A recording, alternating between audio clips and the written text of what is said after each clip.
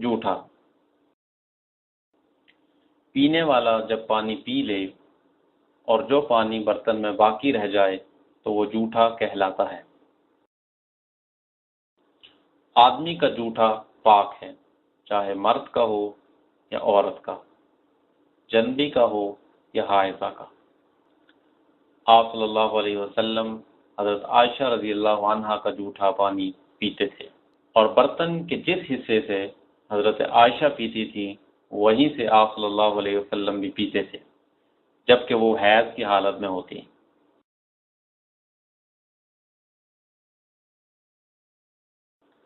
بلی کا جھوٹا پاک ہے۔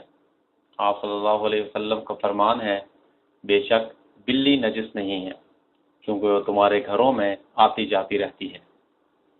پاک جھوٹے،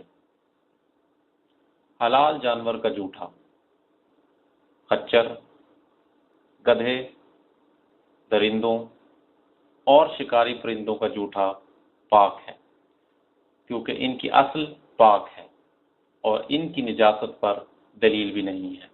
کتے کا جھوٹا ناپاک ہے۔ آپ صلی اللہ علیہ وسلم نے فرمایا کہ اگر کتا برتن میں منہ مارے تو اس کی پاکی یہ ہے کہ اس کو 7 مرتبہ دھو لیا جائے، اور بہتر یہ ہے کہ مٹی بھی استعمال کی جائے۔ خنزیر کا جھوٹا حرام ہے، کیونکہ اللہ تعالیٰ فرماتے ہیں اور خنزیر کا گوشت حرام ہے، یعنی نجس ہے۔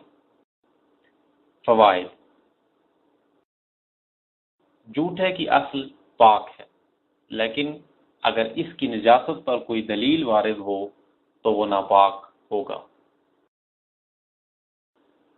اگر نجاست کسی اور چیز میں بدل جائے، جیسا کہ اگر گدھے کی نجاست کو جلا دیا جائے اور وہ راکھ بن جائے تو وہ پاک ہو جائے گی۔